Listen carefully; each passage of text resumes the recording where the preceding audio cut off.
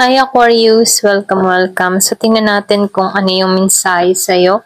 So, be open-minded. Hindi halos lahat makaresonate. Thank you nga po pala sa mga nagsusubscribe, sa mga bumabalik. Maraming salamat. Give me the message for Aquarius. Ano yung mensahe sa'yo?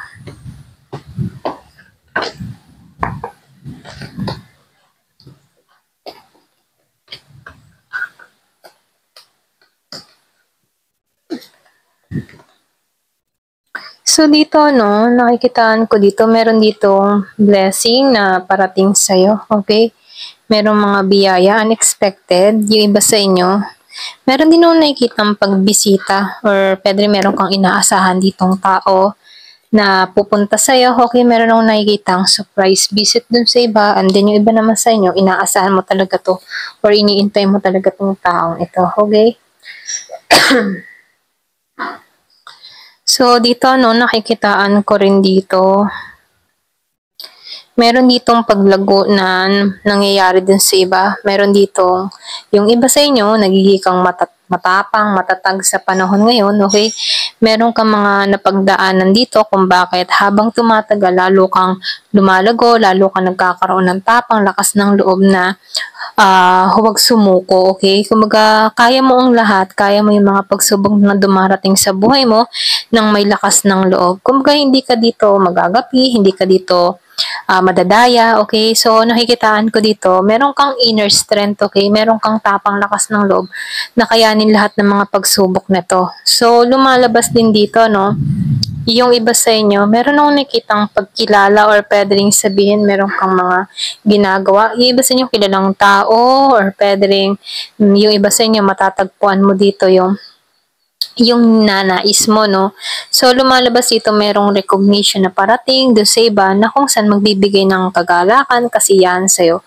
Nakikitaan ko rin dito, yung iba sa inyo, very attractive ka or pwede rin likas lang na malakas talaga yung karisma mo kung bakit merong mga taong humahanga sa'yo rito, okay? Kung ano man yung mga ginagawa mo sa social media. Nakikitaan ko dito, maraming humahanga sa kakayahan o sa abilidad or maging sa talento mo, okay? Kung ano man yung mga ginagawa mo, pinopost mo, okay? So, nakikitaan ko dito yung pagkilala. So, lumalabas din dito, yung iba sa inyo, merong palapit sa'yo na bagong soulmate. Pwedeng ito yung tipo ng tao na bibihag sa'yo, okay? Kung meron ka dito kilala na Aries, Leo, Sagittarius, or pwede rin meron ka nang nakakausap na ganito, no? So, nakikitaan ko rito, yung iba sa inyo, destiny mo na makilala tong tao na to. Ikaw yung tipo ng tao na nagustuhan ka dahil sa mga katangian mo or pag-uugali mo. Ito yung mga nagugustuhan ng tao na to sa'yo. Okay, pwedeng ipinagdasal mo na rin to. Ayan, so lumalabas din dito na ipinagkaloob to sa'yo. Okay, ginagabayan tong tao na to na makilala mo.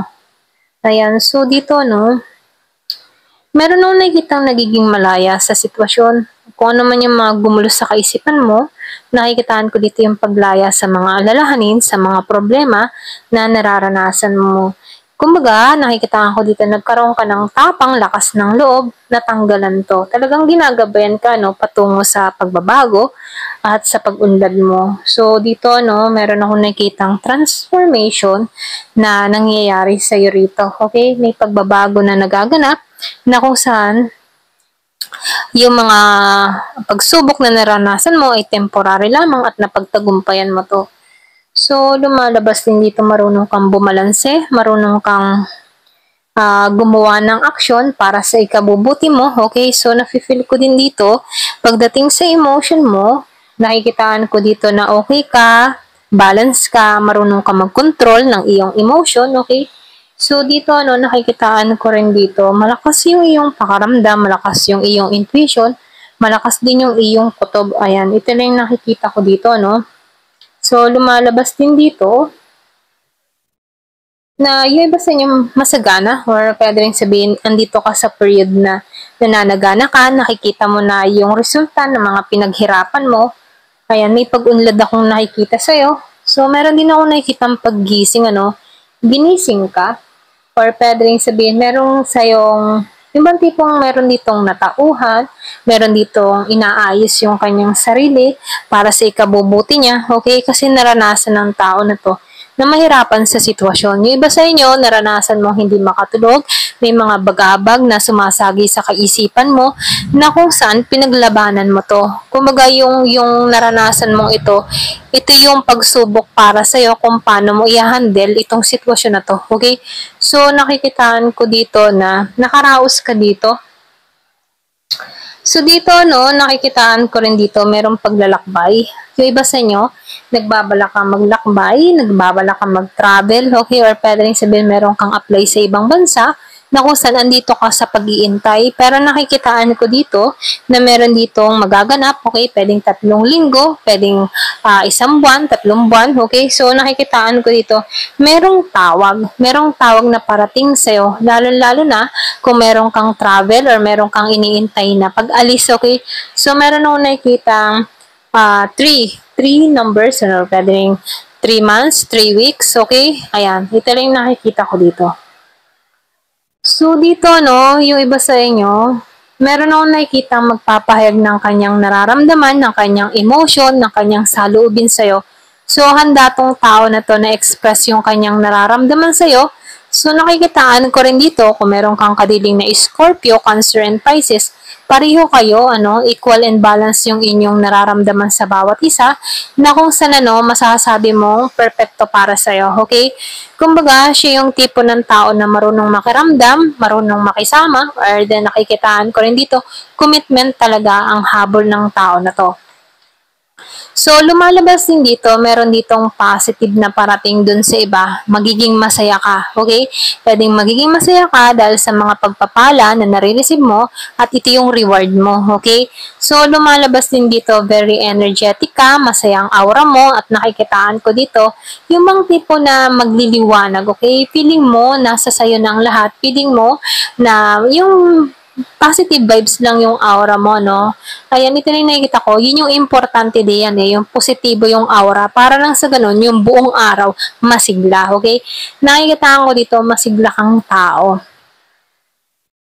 So, dito, no, lumalabas din dito. Yung iba sa inyo, kung ano man yung mga pinaghirapan mo, meron niyang malaking bunga. So, lumalabas dito, ito na yung time for harvest time, okay? Harvest time, yung bang tipo na pag-aani. Okay? Meron ditong pag-aani ng tagumpay mula sa mga pinaghirapan niya nung mga nakaraang buwan or taon. Okay? Ito na yung time for stable yung financial. So, nakikita ko dito yung kasaganahan, oras ng kasaganahan. Yung iba naman sa inyo, meron kang marireceive na regalo mula sa isang tao or pwede ring pamana. Okay? So, nakikitaan ko dito yung stability pagdating sa finance mo. Okay? Iba sa inyo, meron kang malaking pera na marireceive dito. Okay? Pwedeng iba sa inyo, inaasahan mo na talaga to. Pwedeng ito yung mga pinaghirapan mo, meron kang malaking pera na parating. Pwedeng remittance, or pwede rin sabihin pamana, or pwede rin proyekto. Okay? Ayan. Ito lang yung nakikita ko. Ayan. Thank you for watching. Love and peace.